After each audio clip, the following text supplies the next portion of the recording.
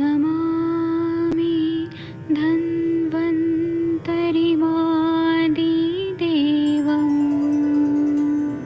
सुरासुरैर्वन्दितपादपद्मम् लोके जरामृत्युनाशं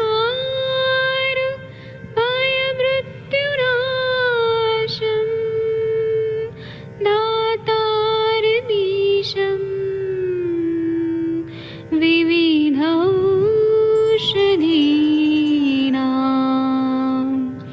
शङ्खं चक्रं जलौकां दधतं मृतघटं चारुतोर्भिश्चतुर्भिः सूक्ष्मस्वच्छादिरुद्यं शुकपरिविलसन्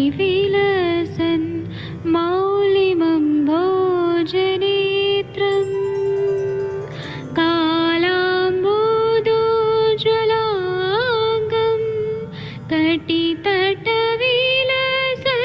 चारुपीताम्बराढ्यं वन्दे धन्वन्तरिन्तं निखिलगदमिव प्रौढदावाग्निनीलम्।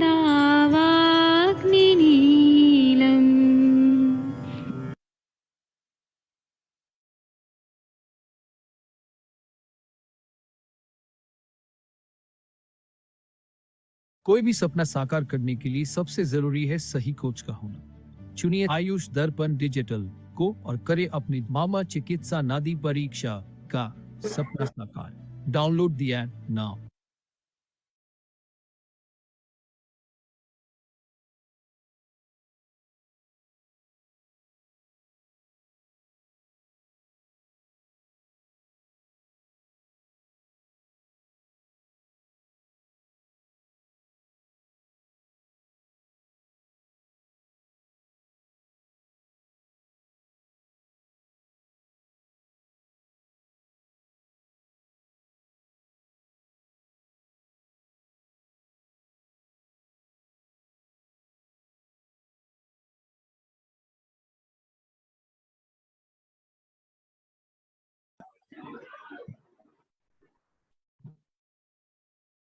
अपने आप पर भरोसा रखें, यही भरोसा आपकी सफलता की कुंजी बनेगा। आयुष दर्पण के YouTube चैनल को सब्सक्राइब करें। नए वीडियो के नोटिफिकेशन को प्राप्त करने के लिए बेल आइकॉन दबाएं। आयुष दर्पण के डिजिटल ऐप को गूगल प्ले स्टोर से डाउनलोड करें। और नागपुर से पढ़ के हमारे गुरु जी के भी शिष्य हैं और फिर हमारे गुरु जी की शिष्या जो ये ग्वालियर उत्तर देशों में उनसे भी सीखी है और उसके बाद में प्रयागराज इलाहाबाद में प्रैक्टिस करते हैं और सक्सेसफुल प्रैक्टिस करते हैं मतलब सारा संप्राप्ति हम करके आयुर्वेद का प्रचार प्रसार करें। तो आपको प्रणाम। डॉक्टर जितेंद्र भाटिया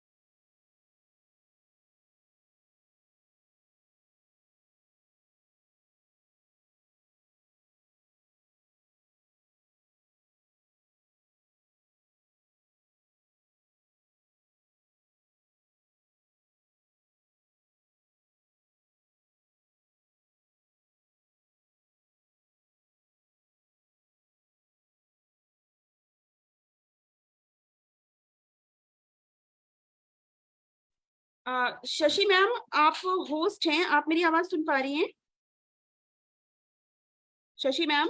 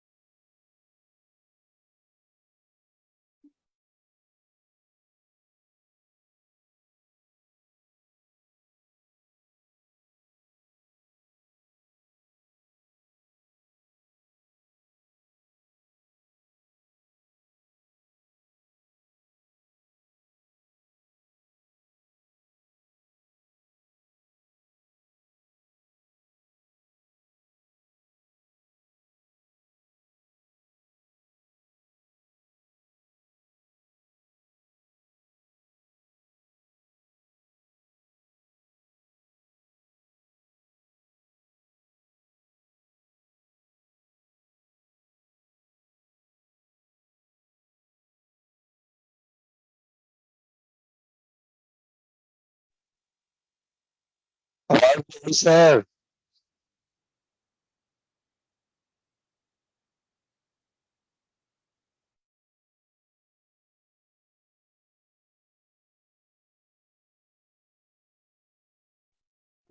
सभी को नमस्ते। कोई कुछ नहीं बोल रहा है। हरीश बत्रा सर नमस्ते। जोशी सर शशि मैम, प्रणाम। आपको मैंने होस्ट बनाया है। एक्चुअली सर लखनऊ में है, वो ज्वाइन कर रहे हैं थोड़ी देर में, और पाठक सर भी अभी आए नहीं है। मैंने आपको होस्ट बना दिया है मैम, आप स्टार्ट कर अच्छा लीजिए। आज ओके मैम, मैं सोची सर का एक्चुअली सॉरी मैम, मैं नहीं, करती हूँ नहीं, देखती हूँ। इसलिए मैंने आपको होस्ट बना दिया मैम। सर कोशिश कर रहे हैं ज्वाइन करने की, वो कर लेंगे हाँ लखनऊ। जी जी हाँ जी मैम, मैंने देख लिया। जी मैं जी। सोची ओके सर हैं। ओके मैम, ओके मैम प्रणाम। ओके ओके, प्रणाम ma'am, thank you. Thank you. Harish Batra sir, अभी आप आए थे। हरीश बत्रा सर अनम्यूट नहीं हो पा रहे हो क्या? सभी को प्रणाम, नमस्ते। मेरी आवाज आ रही है ना? डॉक्टर पूजा, आप अपने बारे में कुछ बताएंगी मैम? हेलो अजय जी, अजय कात्यायन जी, आपको मेरी आवाज आ रही है? अगर कोई लोग अपने आप को अनम्यूट नहीं कर पा रहे हो तो प्लीज बताओ। अच्छा जी मैम तो आ गए हैं। चांद मैम आ रही है आवाज। हाँ नमस्ते नमस्ते। बताइए कात्यायन जी, कैसे हैं आप? जी मैम अच्छे, आवाज आ रही है आपकी। हाँ ठीक है। अच्छा अपने आपके बच्चों का क्या हाल चाल है? मैम बच्चों का तो ठीक है मैम। अच्छा, तबीयत वबीयत सही है ना? वो खाने पीने का ख्याल रख रहे हैं ना आप? मैम वो जो है पापा ने मतलब हमारी आयुर्वेदिक दवा बंद कर दी है। अरे कोई बात नहीं, अगर उन्होंने पापा ने आयुर्वेद दवा बंद कर दी तो एटलीस्ट खाने पीने के नियम कानून जो होते हैं उन चीजों को पालन कराइए, जिसको हमारे आयुर्वेद में पथ्य कहते हैं। तो पथ्य का पालन कराएंगे तो उससे भी बहुत ज्यादा फर्क पड़ेगा, ठीक है? जी मैम। कभी वो भी करा कुछ होता है ना अच्छे के लिए होता है। सुनो आप, जिंदगी का एक मूल मंत्र बना लो कि किसी ने ये कर दिया वो कर दिया, वो नहीं। सबसे बड़ी चीज होती है परमात्मा की ताकत होती है, ऊपर वाले से प्रार्थना करिए। तो जब आप प्रार्थना करेंगे तो वही होगा जो हम चाहते हैं, ये भी मैं आपको जी बता दे रही हूँ। लेकिन उसके जी लिए बहुत ज्यादा इच्छा शक्ति और बहुत मेहनत की जरूरत होती है। मतलब ऊपर वाले में बहुत विश्वास करना पड़ता है, रोज उसको बोलना पड़ता है। और आप जब अपने आप को प्रूफ करेंगे, कई बार क्या होता है कि पहले हम लोग बाहर के पेशेंट को ट्रीट करते हैं, फिर घर वाले विश्वास करते हैं, हमसे दवा लेते हैं, ठीक है? मैम। हाँ हाँ, तो कोई वो नहीं हो जाता है कभी कभी। तो इन चीजों से परेशान मत होइए, बस आप पढ़ा लिखा करिए, हो जाएगा। हरीश बत्रा सर प्रणाम, नमस्ते। हरीश बत्रा सर,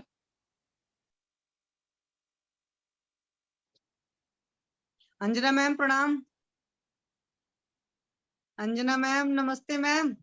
नमस्ते नमस्ते शशि मैम, कैसे हो आप? बढ़िया। मैं ठीक हूँ मैम, आप कैसे हो? ठीक है, बस चल रहा है बढ़िया। थोड़ा सा हाँ ये जी मैम, आप शेड्यूल आ गए हो? बत्रा सर भी आ गए हैं। बत्रा सर को जो पूछना है पूछे, अदरवाइज फिर किसी और को मैं बोलती हूँ आपसे पूछने के लिए, जिनके भी जो क्वेश्चन है गायनी के अपना पूछ लें। वर्षा कौशिक मैम, आपको कुछ पूछना है अंजना मैम से?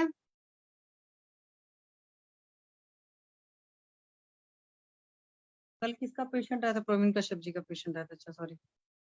हरिहर सर, आवाज तो सबको आ रही होगी। प्रणाम मैम, प्रणाम सभी को। पूछना है प्रणाम मैम, मैम। लेकिन मैं थोड़ी देर से पूछूं। अच्छा ठीक है, कोई बात नहीं, चलिए। किसी को कुछ पूछना है तो ठीक है, अदरवाइज फिर कोई टॉपिक मैम से पढ़ते हैं। मैम आप कुछ बताओ ही, या कोई कुछ हाँ बोलने मैम, का नहीं है? पढ़ लेते हैं। हाँ मैम, वर्षा मैम बोलिए। कोई टॉपिक ही पढ़ लेते हैं, बोलिए। हाँ हाँ वही। जी। क्या अंजना पढ़? मैम, हाँ बताइए बताइए, क्या करना मैम होता है? टॉर्च के बारे में ही बताओ कि टॉर्च के केस में बहुत हो जाता है, या मैम टाइफाइड के केस में बताएंगे आज आप? कुछ नहीं, वो सब तो वही सब है ही है उसमें। तो उसका क्या है, टॉर्च तो वैसे ही वायरल इन्फेक्शन है ही है। और जब वायरल इन्फेक्शन है तो फिर शोधन चिकित्सा करना ही पड़ेगा। अगर टॉर्च है तो फिर मतलब ये कि कोई भी कृमि हर चिकित्सा करिए, कृमि कृमि को नष्ट करने की चिकित्सा करिए या कृमि को शमन करने की चिकित्सा करिए। बैक्टीरियोसाइड बैक्टीरियोस्टैटिक जैसे हम लोग बोलते हैं, उसी तरह से टॉर्च भी है। हम्म टॉर्च को अगर आपने इग्नोर मारा तो कभी कभी टॉर्च बहुत हार्मफुल भी हो जाता है अपनी बॉडी हम्म के लिए भी। और कंजेनाइटल एनोमली तो है, करता ही करता है बच्चों में। इसी तरह से टॉर्च के लिए तो हमको तो लगता है कि हमारे पास ये सबसे अच्छा था, कम से कम हमारे पास आयुर्वेदिक टॉपिक्स बहुत अच्छे अच्छे होते हैं, तो मुझे हम्म। खुद उसमें उसी में इंटरेस्ट आता है, क्योंकि उन्होंने तो सभी कुछ लिखा हुआ है। और टॉर्च के पेशेंट आजकल खुद ही इतने ज्यादा कॉन्शियस भी आते हैं, कुछ पेशेंट हमारे पास पढ़े लिखे भी आते हैं, तो कुछ लोग तो ट्रीटमेंट लेना पसंद भी करते हैं, यही बोलते हैं कि ट्रीटमेंट लेके करना क्या है मैडम इसमें, क्योंकि इसकी तो एंटीबॉडी बॉडी में बनी चुकी है। लेकिन मेरा जो पर्सनल एक्सपीरियंस वो यही है कि यहाँ पे जो है हमें ट्रीटमेंट देना अगर है तो कहीं ना कहीं एंटीवायरल थेरेपी भी जो चलती ही है, जो मॉडर्न में चलती है, या जो हमारा आयुर्वेद कहता है, हमें एक तरह से नहीं, मैं संशोधन मॉडर्न के हिसाब से मैम जानना ही नहीं चाहती, क्योंकि मॉडर्न का मुझे एक्चुअल में हाँ सच्चाई बोलूं वो समझ में फायदा नहीं नहीं आता है। कि सिर पैर क्या है, रियलिटी हाँ है। लेकिन मुझे इसलिए टॉर्च का थोड़ा सा केस बस याद रहता है हाँ, इसमें कि केवल एक यही होता है कि हम रसायन चिकित्सा करें, पहले संशोधन चिकित्सा करें, और जब हम्म संशोधन चिकित्सा के बाद थोड़ा सा धातुओं को अगर अच्छे से हमें स्ट्रॉन्ग करना है और अच्छे से जो है धातुओं को मजबूत करना है, तो हमें हम्म रसायन चिकित्सा करना है। यही यहाँ पे दो सूत्र हैं। और संशोधन चिकित्सा में अकॉर्डिंग टू पेशेंट होता है, मानिए वो पूरा अगर पंचकर्म करा लेते हैं तो बहुत बेस्ट होता है उसके लिए। हम्म हम कोशिश यही करते हैं कि ऐसे पेशेंट का हम लोग पंचकर्म ही करें। अगर वो हम्म नहीं कराता है या कुछ ऐसी कंडीशंस होती हैं कि पेशेंट अवेलेबिलिटी उसकी नहीं होती है या वो नहीं करा पाता है, तो फिर हम हम्म लोग चाहते हैं कि कम से कम तो इतना तो करा लो, जिससे कहते हैं कि हम नित्य विरेचन पे रखते हैं, या हम दीपन पाचन करने के बाद थोड़ा उसको जो है वो नित्य विरेचन देने के पश्चात उसको जो है रसायन चिकित्सा करते हैं। तो यहाँ पे इसका जो है इसका रिजल्ट बहुत अच्छा भी मिलता है। और दूसरी बात ये लगता है कि संशोधन हो जाता है तो अग्नि जो होती है वो हमें हम्म यहाँ तक लगता है कि स्रोतस जो है उसके अच्छे से सूक्ष्म अग्नि के रूप में जो हम काम करते हैं वो हमें बहुत अच्छे रिजल्ट देती है। हम्म अभी आज एक मैडम थी हमारी पुरानी थी, मैं नाम नहीं लूंगी, यहीं की मैडम थी, उन्होंने एक केस डिस्कस किया था। और हम्म वही प्रॉब्लम उनके साथ थी कि बेबी बहुत दिनों के बाद आया, इनफर्टिलिटी ट्रीटेड केस था, लेकिन बेबी को बहुत दिक्कत आई। दिक्कत इन द हम्म सेंस कि बेबी का कंजेनिटल एनोमली रही।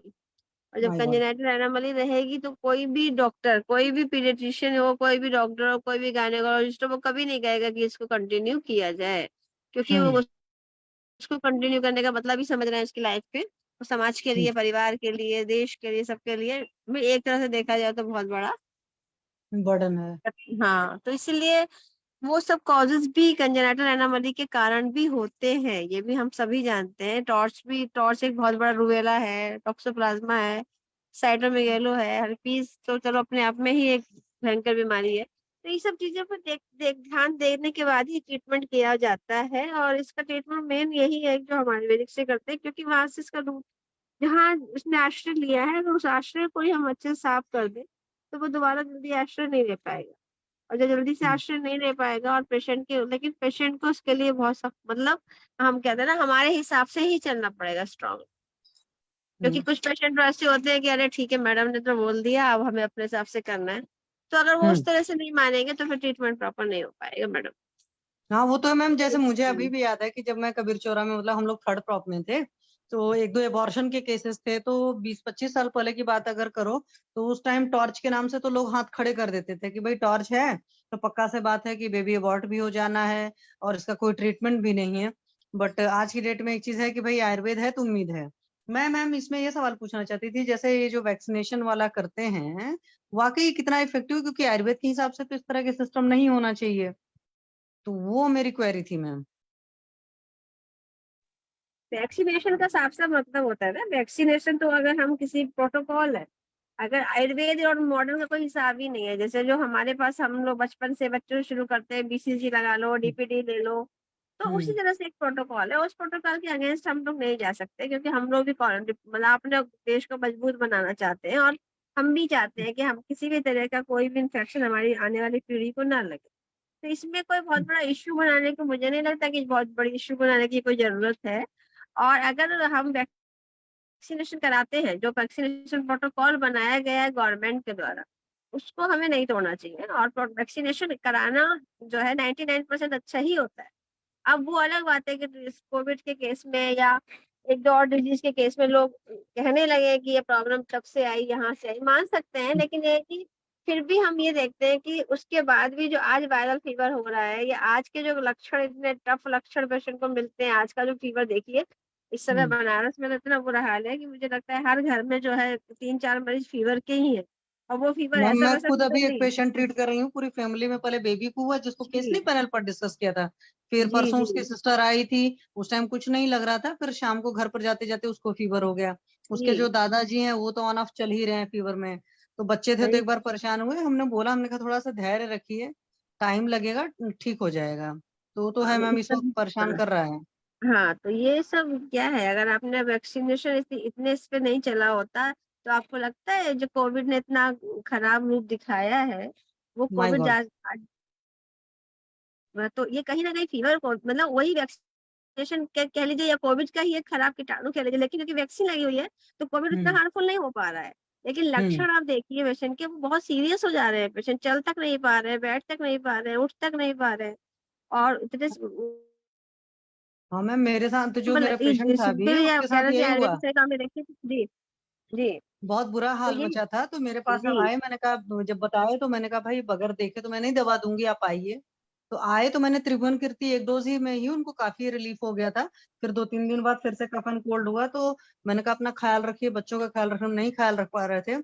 और जैसे बच्चे को फीवर हुआ 102, तो मैंने देखा नॉर्मली बच्चों को 102 बुखार होता था तो कोई बहुत बड़ा चीज हम लोग नहीं सोचते थे, मैं नहीं सच्चाई होता था, बताऊं। बिल्कुल लेकिन सही बात अभी है। आप देखिए 102 के बच्चे भी ऐसे लगते हैं ना कि आंखें लाल हो जाएंगी, बिल्कुल जी इथर्जिक हो जाएंगे। ऐसा नहीं होता था, क्योंकि मेरा बेटा खुद था, मुझे अच्छी तरीके से आता 103 104 तक भी चला जाता था, बट कोई वो नहीं रहता था। अभी ज्यादा बड़ा नहीं है, अभी 19 साल का बच्चा है। लेकिन अभी भाई कोविड के पहले वाले बच्चे जो हैं वो और अभी के जो बच्चे हैं उनको जो फीवर हो रहा है बहुत गंदा टाइप का हो रहा है, मतलब लिथर्जिक तुरंत हो जा रहा है। जहाँ 100 भी हो रहा है ना, तो कंडीशन उनकी 100 वाली नहीं हो, लगता है जैसे नहीं पता नहीं कौन सा बुखार हो रहा है, पता नहीं क्या तकलीफ हो रही है। तो ये तो मैम हो रहा है, ये बात आप सही कह रहे हो कि अब जो सिचुएशंस हैं अलग टाइप की हैं, और उनको थोड़ा सा कोविड टाइप से हमको कंसिडर करना चाहिए, मीन्स जो खान पान है अपना, दिनचर्या वगैरह। जी मैम। प्रवीण कश्यप जी ने हैंड रेज किया, आप कुछ पूछना चाहते हैं सर? जी मैम, मेरा पेशेंट ज्वाइन है मैम, एक हाँ जी सर। पेशेंट ज्वाइन है मैम एक। अच्छा, पेशेंट ज्वाइन है, सॉरी सर। तो पेशेंट ज्वाइन है तो ब्रीफ करें किस नाम से है पहले वो? अच्छा, पूनम लल्लर। जी जी इन्होंने अपना वीडियो ऑन करके रखा हुआ है, क्योंकि वहां वीडियो दिख रहा है, अपना ऑडियो वीडियो ऑन करें। पहले आप थोड़ा सा ब्रीफ करेंगे सर अपने पेशेंट का? जी मैम, इनके लड़के को 7 साल उम्र है मैम, सिवित्र हम्म। रोग है मैम, सफेद कुष्ठ है। हम्म। पहले डॉक्टर कंचन मैडम जी ने इनका केस टेकिंग किया था तो इनको मतलब बहुत फर्क था। हम्म।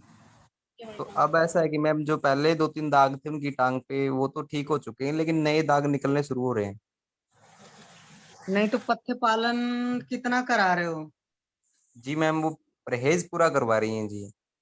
हाँ, तो परहेज पूरा करा रहे हैं तो सर सूत्र जो होता है, हालांकि मैंने देख लिया बच्चे का सीन, याद भी है मुझे, वो बच्चा काफी पहले आया था, जी मैम। तो मैम ने ट्रीट किया था। तो मैम से जी फिर दोबारा आपने नहीं कंसल्ट कराया? दोबारा मैम एक बार और करवाए, 2 बार मैं लेके आया था इनका प्लेटफॉर्म पे। अब मैम क्लास में नहीं आ रही है, जो सुबह में नहीं आ रही है तब से इनका नहीं, केस। आप मैम को पर्सनली टेक्स्ट कर लेना, ठीक है? मैम का नंबर तो ग्रुप में रहता ही, आप उनको टेक्स्ट करके फिर बात कर लेना। चलो अभी सामने बात कर ही लेंगे। फर्क तो कलर ही दिख रहा है, उसमें फर्क पड़ा हुआ है। और कई बार होता है सूत्र का केस सर 7 साल पुराना है ना? नहीं, ये तो 2-3 साल से बता रही थी मैम। 2-3 साल से, और अकॉर्डिंग टू चरक पलटेंगे तो 1 ईयर के बाद ही असाध्य अवस्था आ जाती है, याद है? और अगर पाम सोल में होता है तो भी असाध्य अवस्था आ जाती है, अगर गुह्य अंगों में होता है तो भी असाध्य अवस्था होती है। इस सूत्र की जो भी ये कंडीशंस डिफाइन है, जी तो मैम। मेरा कहने का ये मतलब नहीं, मैं डिमोरलाइज कर रही नहीं कर रही हूँ, मतलब इट विल जी टेक टाइम। सूत्र एक ऐसा चीज है। और सर क्या आपने विरेचन कराया है बच्चे को अच्छे से? 1 ईयर पुराना है जी ये केस। लास्ट जून मई जून में स्टार्ट हुआ था और अभी हम्म। यही जून गया है। 1 साल से बस कुछ महीने। क्योंकि पैनल पर जब ये आए थे तो मुझे अच्छी तरीके से याद है, शायद ये अप्रैल अप्रैल में आए थे पैनल पर। कब आए थे? नहीं, अभी आए थे मैम, मई में। अच्छा, मई में आए थे। जी तो साल भर तक मैम आपने एलोपैथिक ट्रीटमेंट लिया था? हाँ जी मैम, पीजीआई से ट्रीटमेंट लिया था मैम मैंने। पीजीआई चंडीगढ़? हाँ जी, पीजीआई चंडीगढ़ से, और कुछ इम्प्रूवमेंट हुआ था। नीचे करो एक बार। हम्म। तो ये वाला पार्ट है ना, यहाँ पे इम्प्रूवमेंट हुआ था बस। उसके हम्म। बाद कोई पार्ट इम्प्रूवमेंट नहीं हुआ था कुछ, क्योंकि उन्होंने कोई परहेज नहीं दिए थे खाने के। नहीं, एलोपैथी में तो देते नहीं, आपको पता ही है, वो तो सब खिलाते हैं, सब पिलाते हैं।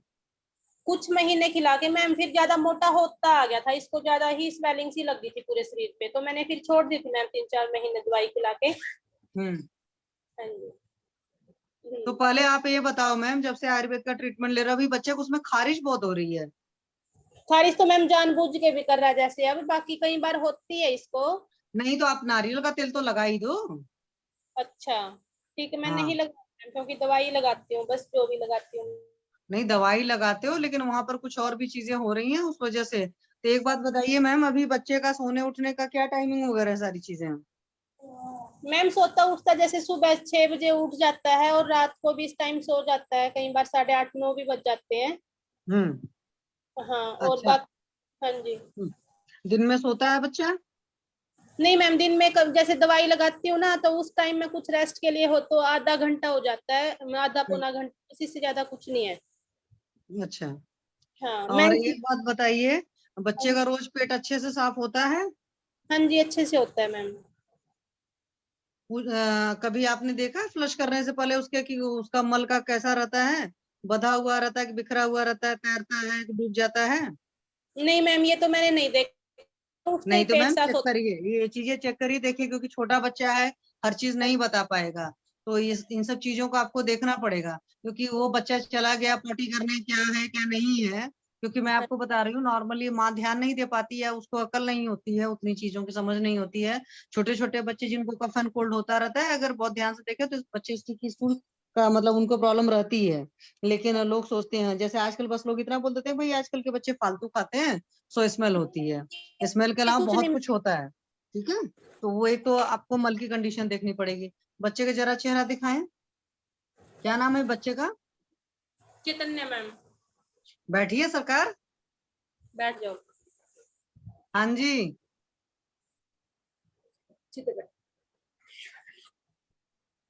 फोकस करिए जरा इनके उस पर। खेलते एक मिनट। कूदते हैं? हाँ जी, चैतन्य जी, हेलो। खेलते कूदते हैं कि नहीं, कि दिन भर घर में बैठ करके मोबाइल और टीवी देखते हैं? ना मोबाइल यूज करते मैम, ना टीवी यूज करते, खेलते कूदते हैं, क्लासेस में अपनी पढ़ाई पे ध्यान रखते हैं, बाकी एक्टिव है मैम बॉडी पूरी। क्या हुआ, अभी ठीक। नींद आ रही है कि अभी बात करने के मूड में नहीं है, क्या बात है? अभी नींद का टाइम हो गया है। अच्छा, भूख वगैरह अच्छी है, बढ़िया भूख लगती है? Yes. अच्छा, तो भूख लगती तभी खाना खाते हो? चाऊ माऊ खाते हो कि नहीं आजकल? घर का चाउमीन खाते हो?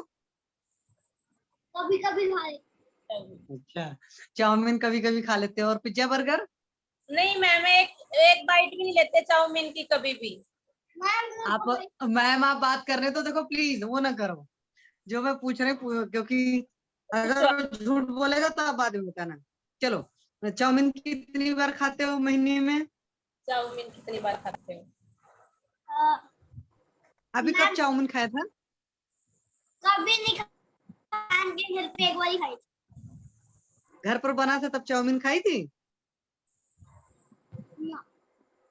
अभी तो आपने बोली खाई थी, फिर अभी पलट गए। मैम के घर पे खाई थी मैंने, मैम के घर पे। अच्छा, मैम के घर पर चाउमीन खाई थी? हाँ। ओके, तो मैम के घर पर बर्गर पिज्जा भी खाया होगा? नहीं। अच्छा बताओ, खाने में क्या सबसे ज्यादा पसंद है? French fries. French fries. तो फ्रेंच फ्राइज मैकडी में खाते हो कि घर में बनकर खाते हो? हाँ जी चैतन्य जी, गायब हो गए आप। मम्मा बनाती है। आप पहले आप वीडियो देखिए, आपकी शक्ल दिखनी चाहिए हमें, क्योंकि आप जो बोल रहे हैं आपका चेहरा भी बात बोलनी चाहिए, आप कुछ खाते हैं हमें सही से बताना है। चलो कोई बात नहीं, थोड़ा सा खा। हाँ जी मैम बताएं। अगर मैम जैसे ये चीजें कभी बनाती हूँ तो 1-2 महीने में घर ही बनाती हूँ, बाहर से नहीं लेके आती मैं कोई भी चीजें, और तो जितना घर हो। में क्या क्या बनाते हो मैडम? हरी फास्ट फूड में मैम पास्ता नहीं, फास्ट फूड इधर उधर दुनिया भर का जो कुछ भी भारी भारी होता है, कुछ क्या नहीं खाना बनता। पसंद है इनको सबसे ज्यादा? हाँ जी, क्या खाना पसंद है इनको सबसे ज्यादा? French fries. French fries. और दूसरे नंबर पर? पास्ता। पास्ता। तीसरे नंबर पर? कुछ नहीं बस। चावल अच्छा, खा तीसरे लेते नंबर हैं पर? और चलिए, चौल। घिया तोरी थोड़ी लगा लेते हैं, लेकिन खाते हैं, बिल्कुल ऐसे नहीं, बिल्कुल नहीं खाते। सब्जियां सारी देती हूँ मैं, थोड़ी थोड़ी खा लेते हैं, दाल छोले चावल सब खाते हैं बाकी। लेकिन जो खाना नहीं खाना है इसको, इसके परहेज है, तो ये मैं नहीं दे रही हूँ इसको। लेकिन इसका खाने का मन बहुत, महीने में एक बार खा लेता है। कभी कभार कोई रिश्तेदार ले आता है तो देती हूँ स्पेशल घर पे। अच्छा। कभी मैं बड़े बेटे को भी नहीं देती, जब से इसकी परहेज है ना, तो मैं मिलाना बंद है मैम बिल्कुल। और जैसे इसका शक्कर खाने का मन करता है, बहुत खाने का मन करता है इसका। अच्छा। तो अच्छा, चॉकलेट वॉकलेट कितना खाते हैं? नहीं लाती मैम कभी भी घर पे। मैं नहीं खाता है चॉकलेट। जो पक्का? हाँ। तो टीथ तो बड़े हेल्दी होंगे, पक्का? जो बाहर की चीजें हैं सभी से बचा के रख रखा है। बहुत ही कभी कभार ये हो जाना, बच्चे का बहुत ज्यादा मन है, इधर उधर से देख रहा है तो देती हूँ, नहीं तो मैं कभी नहीं देती बच्चे बाहर। नहीं, ठीक है मैम, देखिए जानना इसलिए हमें जरूरी होता है, अदरवाइज नहीं लीजिएगा। क्योंकि आपको पता है कि ये ऐसी बीमारी है कि पूरा अंदर जाती है। अंदर जाने का मतलब है कि पूरा, एक तरीके से सिंपल भाषा में समझो तो ब्लड दूषित है, खून जो है वो ठीक नहीं है। तो खून को ठीक होने में टाइम लगेगा, क्योंकि खून तो पूरे शरीर में टहल रहा है ना, वो तो ऐसी चीज नहीं है। तो उसको जब शुद्ध होना है तो धीरे धीरे होगा। बच्चा है, बात ठीक है, बच्चों का भी मन करता है, कई बार बड़ों का भी मन करता है, खाते हैं, लेकिन वो पूछना जरूरी है। जब हम कह देते हैं कि भाई हम सब कुछ ठीक कर रहे हैं, तो सामने वाला मान जाता है कि हाँ सब कुछ ठीक कर रहा है, पर ऐसा होता नहीं। परहेज करना हकीकत में बहुत मुश्किल काम होता है। तो इसीलिए मान लो हफ्ते भर एकदम बिल्कुल परहेज किया, एक आध दिन थोड़ा बहुत इधर उधर कुछ कुछ कर लिया, लेकिन बहुत, जैसे ये भी नहीं होना चाहिए। कोई चीज आप देख रहे हो ना और खाने का मन कर रहा है, नहीं खा रहे हो, तो अंदर एक दिमाग में टेंशन तो हो रही है। तभी तो मैं महीने में एक बार दे देती हूँ। जैसे शक्कर खाने का मन है तो मैं रोटी पे रख के दे देती हूँ इसको शक्कर। लेकिन जैसे पहले सब्जी में मलाई, रोटी पे मलाई बहुत ज्यादा खाते थे, मैं भी खाती थी सब्जी के अंदर। लेकिन अब जिस दिन से मैंने आयुर्वेद की क्लास है ना, मैं भी अटेंड करती हूँ, तो उस दिन से मैंने 8-9 महीने से बिल्कुल ये चीजें बैन कर रखी हैं घर में, जितना हो उससे सिंपल चल रहा है। आपके यहाँ जो रोटी बनती है वो नमक डालकर बनती है? आटे में कभी कभार, जिस दिन जैसे बच्चे का मन नहीं है ना सब्जी खाने को, और कई बार लेट हो जाते हैं तो बनाते हैं, नहीं तो सब्जी बनती है मैम सुबह शाम दोनों। नहीं नहीं, जैसे नॉर्मली कुछ लोग की आदत होती है कि रोटी ही बनाते हैं, उसमें नमक डाल करके आटा गूंथते हैं, तो नमक डालकर गूंथते हैं। कभी कभार। अच्छा, तो जब मान लो आटे में नमक डालकर गूंथते हैं, तो क्या उस वक्त तो रोटी दूध के साथ खाते हैं? नहीं, दूध के साथ मैम बिल्कुल बैन है। दूध या चाय के साथ में? नहीं, बिल्कुल बैन है मैम, बनाती नहीं हूँ खाने के साथ दूध और चाय दोनों चीजें। हाँ, तो इन चीजों का बहुत बिना कभी मैंने दूध देती थी मैं पहले, लेकिन जब से पता है अब 8-9 महीने से नहीं दे रही। हाँ, और जैसे नमक के साथ में मीठा नहीं खाना है, मतलब दूध के साथ नमक नहीं खाना और मीठे के साथ भी नमक नहीं खाना। अच्छा, आप लोग नॉन वेजिटेरियन तो नहीं है बच्चा? नहीं मैम, ऐसा कुछ नहीं है, सिंपल खाना है घर का। अच्छा, नॉन वेज एग वगैरह ये सब चीजें नहीं है ना? अंडा खाता है? हो जाता है मैम कभी कभार, जैसे गाय हैं तो खाता था, लेकिन अब जिस दिन से ट्रीटमेंट चला है तो नहीं दे रही ये चीजें भी। अच्छा, क्योंकि देखो ये सब सारी चीजें खाई हुई है ना, तो उन सब सारी चीजों का असर जाने में टाइम लगेगा। अब कोई कह देगा कि और लोग तो अंडा खाते हैं, अब भाई जिसको तकलीफ होती है किसी चीज से तो उसको बंद करना पड़ता है ना? तो उसका लॉजिक ये नहीं चलता है कि सामने वाला बोले कि नहीं जी हम तो अंडा खाते में कुछ नहीं होता। भाई हमारा शरीर अलग है, सामने वाले का शरीर अलग है, तो सारे नियम चीजों का पालन करिए। हाँ जी, हाँ जी, बोले। जैसे था, मैं प्रेग्नेंट थी तो मैंने बहुत उल्टा सीधा खाया है, बहुत ज्यादा, क्योंकि नॉलेज नहीं थी उस टाइम, उसी वजह से शायद ये भुगत रहा है इस चीज को। हाँ, होता है, देखिए बहुत सारी वजह होती हैं। कई बार हमने बहुत कुछ उल्टा पुल्टा खाया होता है जो 9 महीने होता है। कई बार हम बचपन से बहुत कुछ जो खाए होते हैं उसका भी तो, जब हमारे अंदर का जो अंडा है उस अंडे में हमने जो खाया पिया है, एक औरत के रूप में सोचो तो सारे उस अंडे में भी गुण होंगे। और उस पर सोने पर सुहागा हो जाता है कि प्रेगनेंसी में उल्टा पुल्टा खाने का मन किया, हमने वो खाया, फिर बच्चा पैदा हो गया तो जो मन करता है वो खाते। जैसे अभी देखिए मैं, आप अगर सुनते रहते हैं तो आपको याद होगा, अभी एक बच्चा आ रहा है मेरे पास, तो उस बच्चे के साथ में यही प्रॉब्लम था, उसको रोज उसके दादाजी कुछ ना कुछ खिलाते थे और वो नमक खाने का आइटम था, मतलब वो मीठा नहीं खाता था, तो कोई ना कोई साल्टी चीजें खिलाते थे। तो अभी 8 साल का बच्चा है और बहुत ज्यादा तकलीफ है उसको, और बहुत ज्यादा तकलीफ हुई थी। तो अब कोई कहे कि 8 साल के बच्चे को इतनी बड़ी तकलीफ हो गई, भाई रोज बच्चे ने कुछ ना कुछ उल्टा पुल्टा कचरा खाया है, और प्यार में भले खाया है, कि ऐसे ही अपने साथ में हो जाता है कि हमने कुछ प्रेगनेंसी में खाया, कुछ हमारी बचपन से गलत खाने की आदत थी, कुछ बच्चा हो जाने के बाद भी हमने खाया। अगर कई बार बच्चा होने के बाद जो दूध बन रहा है, माँ उस वक्त अगर सही नहीं खा रही तो वो भी तो है।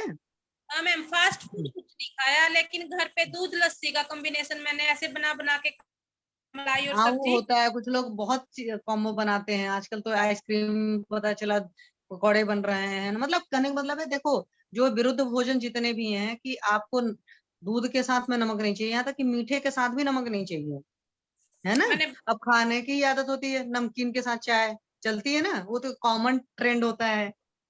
तो ऐसे बहुत सारी चीजें हैं, तो वो सारे आपको बता दिए गए हैं, उन सारी चीजों का पालन करिए और धीरे धीरे आ जाएगा, ठीक हो जाएगा, ठीक है। और कुछ नए हो रहे हैं तो हाँ जी।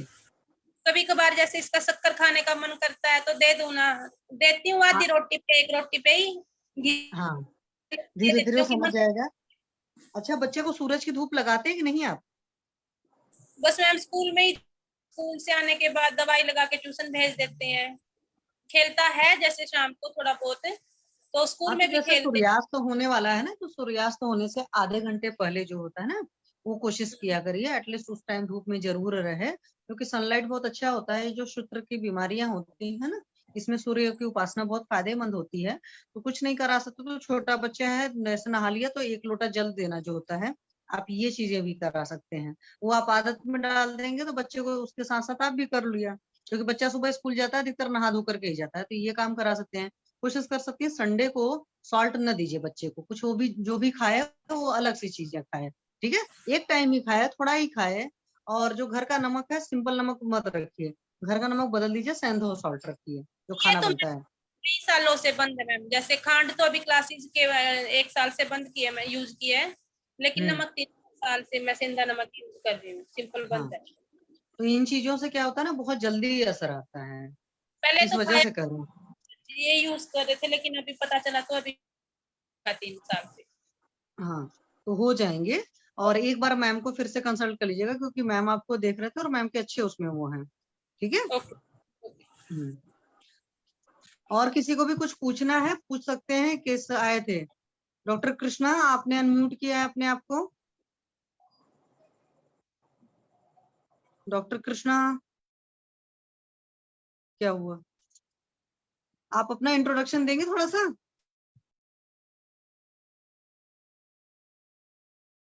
प्रवीण कश्यप जी सर।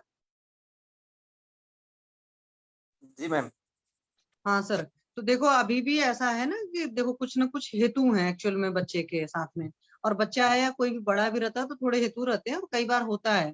तो आप वीकली या 15 डेज पर एक बार पूछ लिया करिए कि क्या क्या खा पी रहे हैं, कहाँ गलतियां हो रही हैं। अब जैसे बच्चे को 50 चीजें खाने का मन करेगी, अगर वो नहीं खा रहा तो उसमें भी स्ट्रेस वगैरह होता है, तो टाइम टाइम पर आपको काउंसलिंग वगैरह करना। और इसका हर 15 डेज का एक फोटो रखा करिए, तो उससे आपको थोड़ा सा आइडिया लगेगा कितना कहाँ इम्प्रूवमेंट हो रहा है, कहाँ नहीं हो रहा है। क्योंकि कई बार होता है ना, जैसे पेशेंट की मदर ने शुरुआत में बोल दिया कुछ नहीं खाता है, फिर धीरे धीरे बात करने पर पता चला कि नहीं, बच्चे के मुंह से निकला मैं ये खाता हूँ। ये सब चीजें होती हैं, और बच्चा नहीं, बड़ों के साथ भी इस तरह की चीजें होती हैं। और एक बार मैम को आप कर लेना, फिर से टेक्स्ट कर लेना, तो मैम, क्योंकि मैम ही बहुत बढ़िया वो करेंगी, ठीक है सर। जी मैम। सुरेंद्र शर्मा सर ने भी ऐसे केसेस किए रहे हैं, लेकिन सुरेंद्र शर्मा सर आज लेफ्ट हो गए अभी, पता नहीं क्यों। चलिए डॉक्टर कृष्णा जी आप अपने बारे में कुछ बताएंगी मैम, कहाँ से हैं आप? या सर जो भी, सॉरी अगर आई डिडंट नो। हाँ मैम प्लीज। नमस्कार मैम। नमस्कार मैम, यस मैम नमस्कार बताएं जी। अपने बारे में प्लीज थोड़ा सा, कहाँ से हैं आप? मैं मतलब कहाँ हरियाणा पर रेवाड़ी प्रैक्टिस से करते हैं हूँ मतलब? जी मैम। गवर्नमेंट जॉब में हूँ मैम। हम्म। एएमओ एएमओ हूँ मैं। कहाँ पर मैम? हेलो। हाँ जी मैम आपकी आवाज आ रही है, प्लीज बोलें। हाँ जी, रेवाड़ी हूँ मैं, हरियाणा में। अच्छा रेवाड़ी में है, इधर हरियाणा रेवाड़ी। हाँ जी हाँ जी। तो मैम गवर्नमेंट में बहुत सारे केसेस देखते हैं, कुछ बताएं प्लीज। हाँ मैम, अब मैं बताऊंगी जरूर। कई केसेस किए हैं मैम। हाँ तो मैम प्लीज बताएं, थोड़ा सा कुछ भी हमारा भी ज्ञानवर्धन हो, क्योंकि अनुभव ही चाहिए होता है।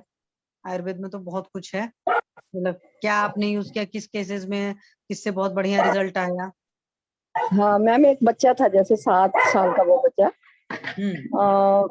उसको अस्थमेटिक था वो काफी, जैसे नेबुलाइजर वगैरह और बहुत ज्यादा उसको देते थे, और जैसे वो अपने घर से बस तक भी जाता था ना, उसको सांस चढ़ते थे बहुत ज्यादा, वो चल नहीं पाता था, बहुत ज्यादा ईचिंग थी पूरे शरीर में, और आईज में ईचिंग थी। और मैंने उसको ट्रीटमेंट दिया, ट्रीटमेंट देने के बाद मैम इतना अंतर आ गया उसके अंदर। 1 महीने में वो मेरे पास दोबारा आई, वो पैदल चल के, वो बच्चा पैदल चल के 2 किलोमीटर मेरे पास आया। My God. और अब वो 3 महीने हो गए, अब वो क्रिकेट भी खेलता है वो बच्चा। Very good ma'am, congratulation ma'am. तो हाँ जी। मैम क्या सोचकर कैसे कैसे मतलब क्या दिया था, प्लीज थोड़ा वो भी बताएं, मतलब आपको क्या क्रोनिक डायग्नोसिस? एस्थमेटिक हाँ जीन प्रतिशाय, और वो जीन प्रतिशाय था उसको, और श्वास काश सारा, मतलब कफ की ज्यादातर वो थी उसके अंदर। इचिंग थी बहुत ज्यादा पूरे शरीर में, अब कोई इचिंग नहीं है मैम उसको। और यही है, उसको मैंने स्टार्टिंग में तो उसको दीपन पाचन दिया, और तो दीपन हल्का सा पाचन मैम किससे जैसे कराया था? एविपत्ति कर दिया, आमल की चूर्ण भी दिया मैंने, मधुयष्टि भी दिया उसको, और अपने सीतोपलादी चूर्ण दिया, व्यवसादी वटी दी, मतलब टाइम टू टाइम अलग अलग, और अणु तेल का नशा दिया मैंने उसको। Okay good. अजमोदादी चूर्ण भी मैंने स्टार्टिंग में उसको दिया था। हाँ जी, तो फिर वो धीरे धीरे करके मैम अब इतना ठीक हो गया, मेरे को इतनी खुशी होती है, वो जब उसकी मम्मी आती है ना, बड़ी खुश होती है वो। हाँ जी, जयपुर तो से होता चल ही रहा है था उसका मैम, आप ये ट्रीटमेंट। सोचो ना, जो बच्चा थोड़ा नहीं चल रहा था, जो बच्चा 2 किलोमीटर चलने लायक हो गया, फिर वो बच्चा वो मतलब खेलने लायक क्रिकेट हो गया, खेलता है मैम अब। हाँ तो जी, मदर को जितनी खुशी होती है, मुझे पता है कि किसी भी केस को आप जब ट्रीट करता है ना, तो किसी भी डॉक्टर को हाँ बहुत जी, खुशी होती है। वो और किसी फंक्शन जैसे में नहीं अब जाती थी आपके मैम उसको लेके। हाँ जी, हम्म किसी फंक्शन में लेके नहीं जाती थी उस बच्चे को। अच्छा, मतलब इतना परेशान हाँ, रहते थे। इतना परेशानी थी उसको, हाँ तो होता है मैम, परेशानी बच्चों के केस चीखें में तो आना बहुत और ज्यादा हो पूरी जाता रात है। ना सोना, हाँ जी, वोमिटिंग आना फिर बहुत ज्यादा, और अब पूरी पूरी आयुर्वेद के रात हिसाब से उठती नहीं। सोचेंगे तो सारा कफ की संप्राप्ति थी, आपने कफ की संप्राप्ति को भंग किया, तो हाँ सारी जी, चीजें ठीक हो गई। अब इचिंग यही कम पर हो होगी जाता है कि हाँ, अदरपैथी वाले कुछ नहीं परहेज बताते हैं, अदरपैथी वाले सिर्फ मेडिसिन देते हैं, ये चीजें तो रहती हैं। क्योंकि मुझे इसलिए याद है कि जैसे जो छोटे छोटे बच्चे होते हैं ना, जिनको होता है कि हाँ बच्चे जी, हुए फिजियोलॉजिकल जॉन्डिस हो गया, फिर अस्थमा हो जाता है, जो 6-7 महीने के बच्चे आते हैं, ब्रोंकियल अस्थमा है, ये है वो है करते रहते हैं, और वो नेबुलाइजर वुबलाइजर चलाते रहते हैं, बट नेबुलाइजर चलाने हाँ के जी, अलावा अगर वो कभी ध्यान दे लें तो सिस्टम ठीक हो जाए। और कोई आयुर्वेद का रहे तो उसको भी थोड़ा सा ध्यान हो जाए। जैसे आज से 20-25 साल पहले आयुर्वेदिक पीडियाट्रिशियन भी ये चीजें सोचते ही नहीं थे, वो भी ट्रीट तो मेनली वही करते थे। बहुत रेयर लोग, कुछ लोग होंगे जो करते होंगे, बट दीपन पाचन वाला कंसेप्ट लोग ज्यादा नहीं सोचते थे। जैसे महाराष्ट्र वगैरह साइड का मैम तो अलग कल्चर है, वहां पर तो गॉड ग्रेस बहुत बढ़िया आयुर्वेद है, लेकिन अपने नॉर्थ में मुझे पता है मेजोरिटी लोग उसको एलोपैथिक माइंडसेट से ही देखते थे, इसलिए बच्चे ट्रीट ही नहीं होते थे। नेबुलाइजर चल रहा है तो चल रहा है, माँ बाप जब देखो तब परेशान हो रहे हैं तो हो रहे हैं। बट आयुर्वेद के हिसाब से सिस्टम चलने लगा तो ऐसे केसेस में बहुत आराम हो गया। और आप सोचो 3 मंथ के अंदर रिजल्ट लाए, वरना क्या होता था हाँ कि जी, पेरेंट्स परेशान रहते थे जब तक बच्चा 10-15 साल का नहीं हो जाता था। हाँ जी, हाँ जी। मैम थैंक यू एक मैम, क्वेश्चन पूछना कॉन्ग्रेचुलेशन। था मेरे को, एक हाँ एक हाँ। पेशेंट है वो हम्म कोमा में है 3-4 महीने से, हम्म ब्रेन हेमरेज हुआ था उसको, हम्म तो क्या हम अपने इसमें आयुर्वेद में कुछ सोच सकते हैं उसके बारे में? कोमा में है वो, हाँ अभी 3-4 महीने हो गए टोटली। मैम, ये ऐसे केसेस में तो आपको मतलब कि पाठक सर ही गाइड कर पाएंगे यहाँ पर। मैं क्योंकि कोमा वोमा इस तरह के केसेस, अंजना मैम गाइड करें, अंजना मैम प्लीज गाइड करें। एक्चुअली मैम ऐसा है ना, पहले सारे केस का पूरा हमें उसके बारे में पूरी नॉलेज होनी चाहिए ना, कि उसकी एमआरआई रिपोर्ट क्या है, उसकी एज क्या है, बीपी कितना है ना, वाइटल्स के बारे में, पेशेंट कहाँ है, हॉस्पिटल में है, थोड़ा सा उसके बारे में थोड़ा डिटेल बताएंगे तो ज्यादा अच्छा रहेगा ना मैम। मैम हाइपरटेंशन थी उनको, और अचानक उनको ब्रेन हेमरेज हुआ, और उनका ऑपरेशन भी हो चुका है, मतलब वो जो क्लोटिंग थी वो सब निकाल दी थी, रोहतक थे वो। अब तो फिलहाल तो 3-4 महीने हो गए लगातार, अब घर में ही है वो। एक असिस्टेंट है उनके पास, जी कोमा में है। हाँ जी। जी। तो उसके बाद निकालने के बाद एमआरआई हुई थी, ब्रेन टिश्यू कहाँ का डैमेज हुआ, हाँ कितना जी। डैमेज हुआ है ना, ये सब देखना बहुत जरूरी होता है। कहीं ना कहीं तो उसका उनका जो ब्रेन है वो प्रॉपर वर्क नहीं कर रहा है, तो उसकी एमआरआई तो जरूर हुई होगी उसके बाद ना। फिलहाल ऐसे केसेस में हम लोग जो कर सकते हैं, क्योंकि कंडीशन तो आप देख ही रहे हैं, प्रोग्नोसिस बहुत अच्छी नहीं है, लेकिन फिर भी हाँ जी, क्योंकि अगर वाइटल्स में यूरिन वगैरह कैसे हो रहा है उनको, वो क्यों पड़ा होगा, कैथेटर पड़ा होगा, कैथेटर कैथेटर लगा रखी है और फीडिंग ट्यूब भी है। और पॉटी वगैरह, और वही लैट्रिन। लैट्रिन के लिए भी वो ट्यूब लगा रखी है ना। अच्छा हाँ, तो वही है, उसमें नस्य चिकित्सा थोड़ा करके देख सकते हैं। जैसे ज्योतिषमती तेल का नस्य है, ब्राह्मी तेल का नस्य है, बचा तेल का नस्य है, पेशेंट को थोड़ा सा नस्य दे सकते हैं। और यही जो तीक्ष्ण नस्य जिसको दे रहे हैं, थोड़ा तेल हमारा वैद्य भी होना चाहिए और तीक्ष्ण भी होना चाहिए। साथ में उसको हम पातल का अभ्यंग, जिसमें हम कहते हैं तल हृदय मर्म है जो, तल हृदय मर्म हाँ को जी। थोड़ा स्टिमुलेट भी कर सकते हैं, और तल हृदय मर्म पर हम जो है अभ्यंग भी कर सकते हैं इसी तेल का, तो दोनों हाथों पे और दोनों पैरों पे। और उसके अलावा जो है नाभि का पूरण कर सकते हैं, शिरोधारा बहुत अच्छा काम करती है, अगर पॉसिबल हो तो ऐसे केसेस में थोड़ा शिरोधारा है, शिरो पिचू है ना। और मेडिसिन में भी जैसे हम एनजी से पेशेंट ले रहा है, जो गैस्ट्रिक से ले रहा है, तो कुछ मेडिसिन भी उस तरह की दे, ना देने से मतलब इतना ही, कुछ तो पेशेंट इस समय ले नहीं पा रहे हैं, तो जो पेशेंट जो भी खाने के ले रहे हैं, लिक्विड भी ले रहे हैं, तो कुछ मेडिसिन हम लोग उनको उसमें एनजी ट्यूब के थ्रू भी दे सकते हैं। और वो मेडिसिन पहले वही, जैसे अभी बात ही हो रही है कि पहले हमें हल्की सी उनकी अग्नि को मंद करना है, वो सॉरी दीप्त करना है, क्योंकि वो एकदम शोतो अवरोध में पड़ा हुआ है, जहाँ प्राण वायु भी जो है प्रॉपर काम नहीं कर रही है।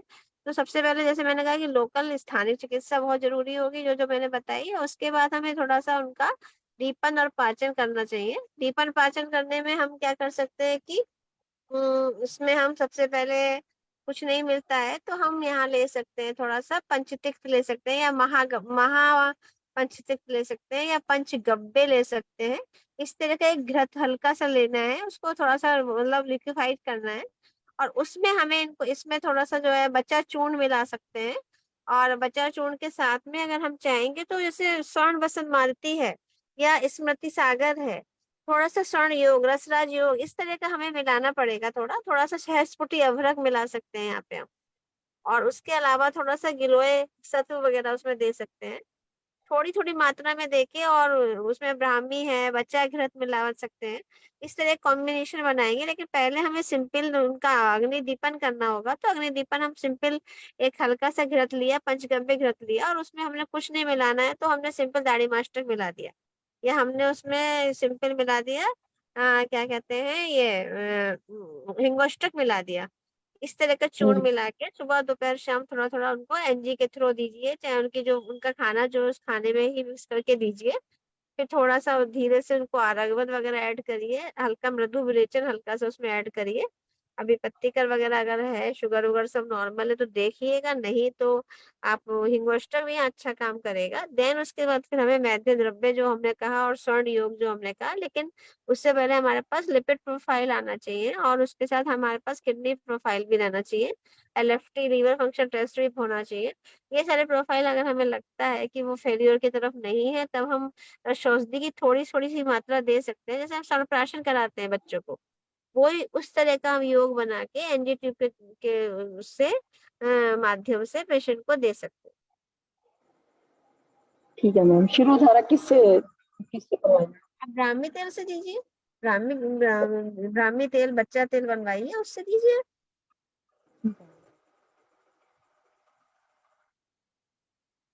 Thank you ma'am. इसमें क्या बोलते हैं, कोमा वगैरह केस में तो वचा का प्रधमन नस्य करें, या कुछ नहीं तो त्रिकटु का कर लें, या सुंठी का करें, तो उससे भी सेंसेशन होगा, तो फिर चीजें हो सकती हैं थोड़ी बहुत।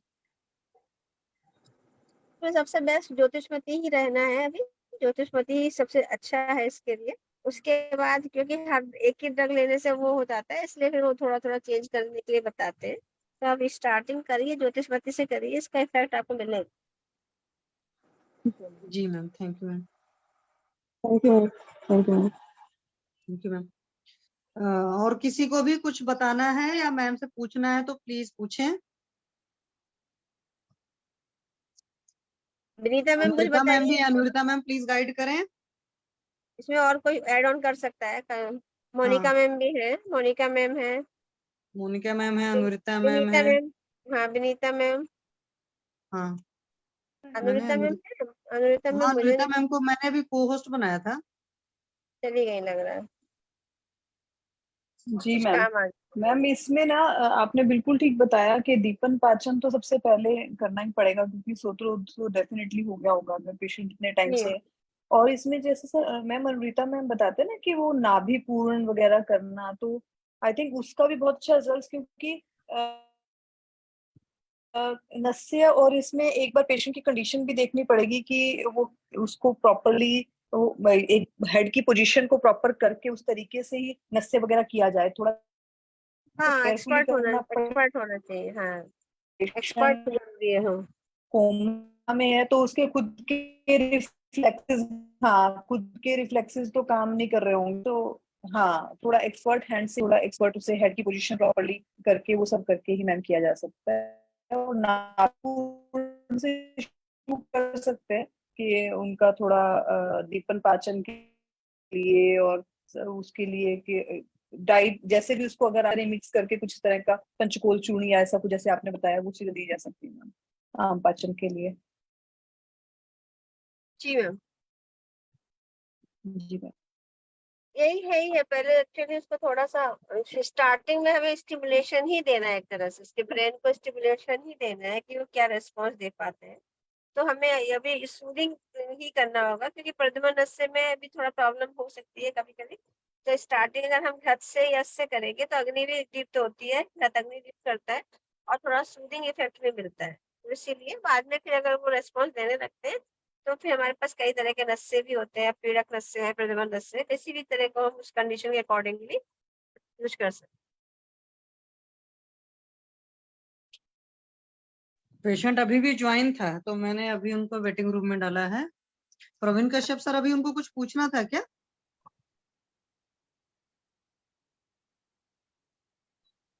चलिए, किसी और को भी अंजना मैम से कुछ पूछना है तो पूछ सकते हैं आप लोग। वर्षा मैम, हैं। आपको कुछ पूछना था ना मैम से?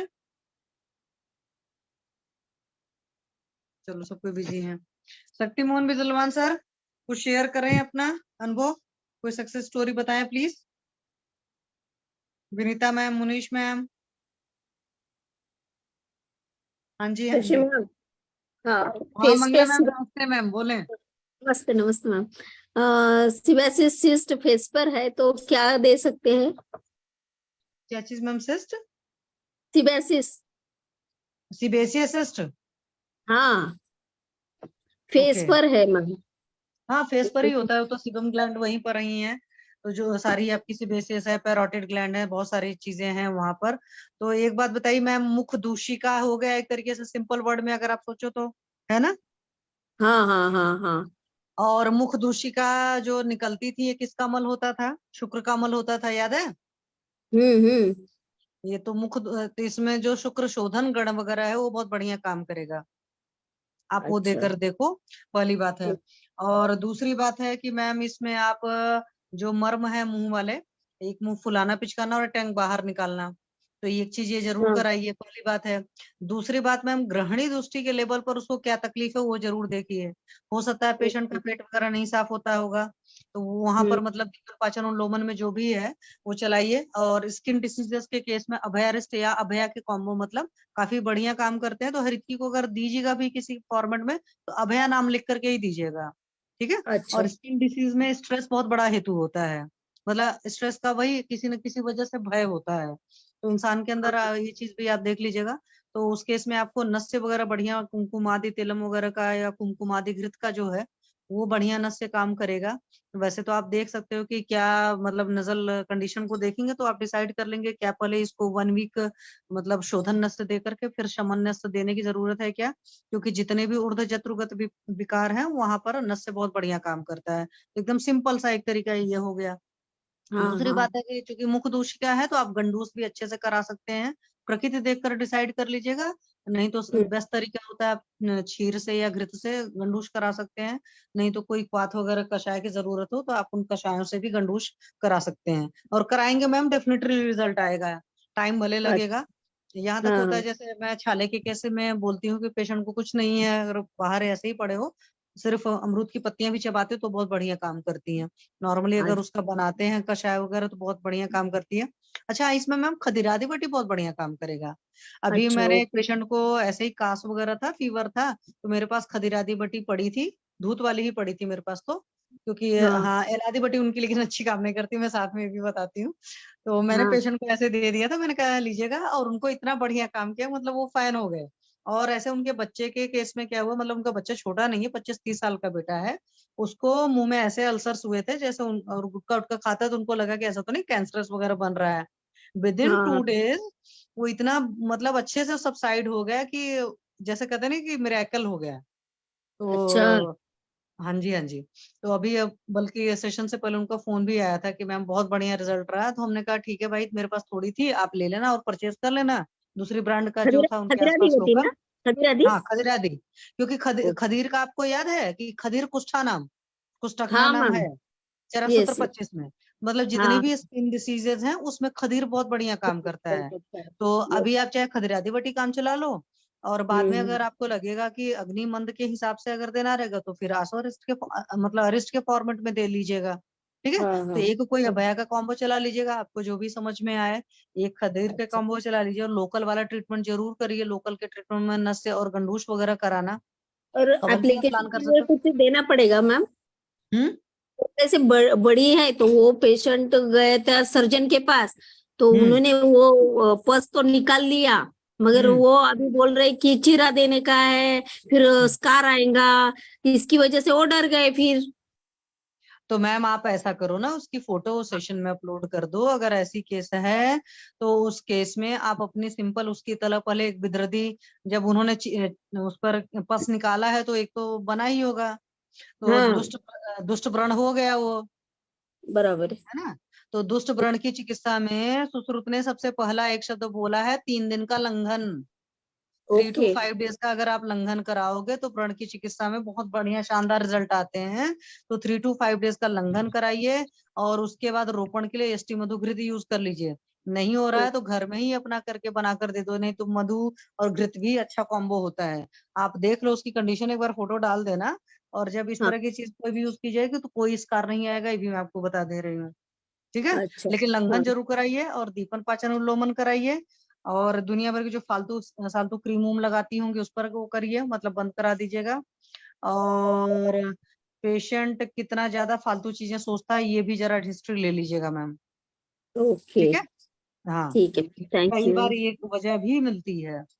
अच्छा ठीक है। हाँ, Mangala ma'am. Main ma'am course हो गया, और मैम हाँ मैम विनीता मैम गाइड करें, मैम क्या गाइड है प्लीज मैम बताएं। लीच अप्लाई कर सकती हैं वहां पे, और मेदोपाचक, क्योंकि जो सिबेसियस सिस्ट होती है ना मॉडर्न के हिसाब से वो इनकैप्सुलेटेड होती है, तो वो जब भी सर्जरी करेंगे ना तो पूरा कैप्सूल निकालेंगे, तो हाँ इसलिए हाँ वहां पे वही बोला स्कार है होता है। उनको, हाँ जी मैम। उनको वही बोला है। तो मेदोपाचक से हो जाएगा मैम? मैम साइज कम हो जाता है ऊपर से, वैसे फेस पे है तो आप कुछ वो नहीं कर सकते, लेकिन पत्र पोटली से भी वैसे आराम मिलता है। तो आप इस तरह से उसको कुछ सिकाई करने के लिए, सेशन में एक बार एक डॉक्टर साहब आई थी तो उन्होंने बोला था कि तिल का जो कल को गर्म करके लगाने से भी उनको आराम मिला था, तो उनके गर्दन के अच्छा पास ठीक कहीं है। पे थी। तो आप वो भी ट्राई कर लीजिएगा, तिल का कल पीस के उसको गुनगुना करके वहां पे रखने के लिए बोल दीजिए, मतलब जितना वो बर्दाश्त कर सके। उन्होंने अपना ओके एक्सपीरियंस शेयर किया था, उनका खुद का एक्सपीरियंस था, तो मेरे को ये चीज याद थी। मेदोपाचक से मुझे लगता है आराम मिलेगा, plus leech therapy. Okay. Ma'am leech therapy से फेस में दाग नहीं आएगा? नहीं आता क्योंकि मैम, मैं फेस अब पर खुद लीच के लोग लगाती हूँ, लगाने नहीं से नहीं घबराते हैं आता। थोड़ा सा। मगर मैं मेरे पास है नहीं ना मैम, मैं ओके मैम। गवर्नमेंट सेक्टर में हूँ, तो मेरे यहाँ इतना ये नहीं है। अच्छा, तो मैम मेदो पाचक दे दीजिए और फिर ये तिल वाला करिएगा, फिर बताइएगा रिजल्ट। और पत्र पोटली में कौन से ये एरंड पत्र ही लगाना पड़ेगा? एरंड पत्र है, वैसे अर्क है, और क्योंकि अर्क मतलब ये सब फेस पे तो थोड़ा वो होता है ना, सेंसिटिव एरिया होता है, तो इतना गर्म तो हाँ नहीं। हाँ तो ठीक है मैम मैम। वैसे एरंड पत्र से आप कर सकते हो, एरंड से, और जैसे निर्गुंडी वगैरह ये तो यूज ही हाँ कर सकते हो। मोरिंगा फिर आप मोरिंगा चलेगा है ना? दशांग लेप भी गुनगुना करके आप लगा सकते हो ना। ओके ओके ओके मैम, जी ma'am, thank you ma'am. Welcome. और किसी को भी कुछ बताना हो तो प्लीज बताएं। Thank you Vinita ma'am. Welcome. Yes, hello everyone. Umesh ma'am नमस्ते, प्रणाम, बताएं मैम नमस्ते प्लीज। शशि मैम, इसमें ना थोड़ा सा ऐड करना है, जैसे मैम बताती है ना अंजना मैम, तो इसमें वरुण शिग्रुक्वाथ भी दे सकते हैं, या फिर शिग्रुक्वाथ जो है वो पीने के लिए, लगाने के लिए, जैसे सुबह जो है ना अष्टांग हृदय में भी डिस्कस हो रहा था, आई थिंक उसका भी बहुत अच्छा रिजल्ट आएगा, तो उनको बोलिए कि वो भी करके देखें। जी, वरुण शिग्रुक्वाथ लगाने को मैम? नहीं नहीं, पीने के लिए। वरुण पीने को? शिग्रू तो आप पीने के लिए देंगे, लेकिन हाँ जो हाँ शिग्रू है उसमें आज सुबह ना अष्टांग हृदय में डिस्कस हुआ था कि हाँ। जो शिग्रू है उसका आप लेप भी लगा सकते हैं, पान भी कर सकते हैं, दोनों चीजों में ही वो यूज हो सकता है। ओके तो ओके आप मैम। उसको, हाँ, क्योंकि फेस की बात है तो और कुछ स्ट्रॉन्ग नहीं कर सकते हैं, बट शिग्रू हाँ हम लगा सकते हैं, मतलब प्रोटेक्टिंग योर आईज, तो वो कर सकते हैं, तो आप एक बार शिग्रू देख लीजिएगा। शिग्रू को कैसे लगाना पड़ेगा मैम? शिग्रू का उसमें जो था डिस्क्रिप्शन, उसमें जो आपके पत्ते हैं उसको भी क्रश करके लगा सकते हैं, और मैम सिंपल बाकी उसको एक बार, पेस्ट बना लो। हाँ, उसको हाँ है ना? पेस्ट बना के आप हल्का सा लगा सकते हैं, ओके मैम। तो क्योंकि बहुत अच्छा एंटी इन्फ्लेमेटरी है वो ना, बहुत अच्छे रिजल्ट है अच्छा। उसके। और अगर अरे आपको उसमें नहीं लगवाना है तो आप जो उसकी ड्रम स्टिक की जो स्टिक नहीं होती है उसका आप काढ़ा हाँ बनवाइए और वो पिला दीजिए सूप की तरह सुबह शाम, यस मैम यस। है ना, वो हाँ, कर मैंने तो थैंक यू उस दिन सकते थैंक हैं। पिया यू था मनीष मैम मैम। के बोलने से, वहाँ थैंक वाइजैक यू में। मनीष मैम, बहुत दिनों से आवाज नहीं आई थी आपकी। हाँ thank Manish you, ma'am thank सुबह यू। आते मैम, अच्छा शाम को लग भी रहा आया है करे मनीष ना मैम मैम। आपने। अरे आप इतना अच्छा है उसको संभाषा को कोऑर्डिनेट करते हो, मैं तो फिर सुनती रहती हूँ, तो सब लोगों के एक्सपीरियंस मिलते रहते हैं। Thank you thank everyone. You ma'am. और किसी को भी कुछ बताना है, अपनी कोई सक्सेस स्टोरी शेयर करनी है, इस केस में कुछ और गाइड करना चाहते हैं, प्लीज बताएं। जिसको अंजना मैम से कुछ पूछना है पूछ सकते हैं। शक्ति मोहन बिजलवान सर, आपको कुछ बोलना था?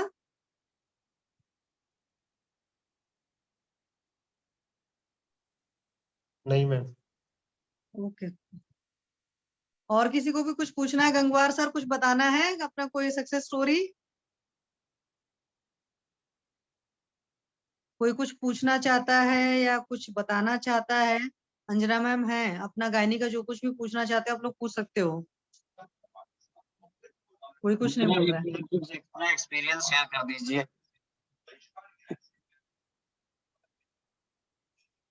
जी सर, प्रणाम सर, प्रणाम। प्रणाम प्रणाम। मैं आपकी संभाषा को मैंने अपने घर से जो स्टार्ट करवाया, और मेरे मोबाइल में जूम डाउनलोड नहीं था, मैंने डाउनलोड किया, लेकिन आप लोगों ने बहुत अच्छे से मैनेज किया है उसको, बहुत अच्छी बात है। यहाँ पे बड़े अच्छे अच्छे एक्सपर्ट्स हैं, तो जो है आप उनका भी एक्सपीरियंस जरूर लीजिए ना थोड़ा सा किसी टॉपिक पे। ठीक है सर, मैं अंजना मैम को बोलती हाँ, हूँ। अंजना मैडम को थोड़ा सा कहिए कि कुछ बताएं। काफी लोग देख रहे हैं, मैं देख रहा हूँ फेसबुक पे भी ना, इस पे काफी लोग जुड़े हुए हैं। जी मैडम, हाँ जी आप अपना कुछ सर, अपना सुनते हैं। वो एक्सपीरियंस। बच्चा कल नहीं आया था एक पेशेंट, वो हाँ, बता रहा बच्चे था, का जब वो बड़ा। बात कर रहा था जी जी। तो उसकी बातों से मुझे लग गया कि ये कुछ कर रहा है, जैसे उसने बोला ना डी फार्मा कर रहा है, लेकिन उसकी जो पकड़ थी तो बाद में पता चलता नहीं आयुष दर्पण वो सुनता है। तो बहुत सारे नॉन मेडिकल लोग भी काफी सुनते हैं। नहीं नहीं, काफी सुनते हैं, और अभी मैं यहाँ लखनऊ में हूँ, 1200-1300 लोग यहाँ पे स्टूडेंट्स उत्तर प्रदेश के आए हुए हैं। मैं बड़ा अच्छा, उन्होंने मुझे एयरपोर्ट पे ही ऐसा वेलकम किया, फिर मुझे यहाँ होटल में ड्रॉप किया। मैं उस बीच में आपका संभाषा भी स्टार्ट होना था, तो मैंने घर से फोन करके उसको स्टार्ट करवाया। मेरे में फिर जूम डाउनलोड किया मैंने, मेरे में डाउनलोड नहीं था। कल आपका संहिता पठन भी बिल्कुल समय पे चलेगा। तो मैं कह रहा था बहुत अच्छा, ये इसका बहुत अच्छा मैसेज जा रहा है। मैं जो बच्चे आए थे मुझे रिसीव करने के लिए, वो भी जानते थे कि आयुष दर्पण पर ऐसा संभाषा इस प्रकार की चलती है, तो बहुत दूर-दूर तक इसका प्रभाव हो रहा है, मैं देख रहा हूँ। बच्चों को ज्ञान के लिए ना भाग रहे हैं बच्चे एक्चुअली। निजी कॉलेजेस में बहुत सारे कॉलेजेस खुल गए हैं, जहाँ पर फैकल्टीज़ नहीं है, बच्चे सीख नहीं पा रहे हैं।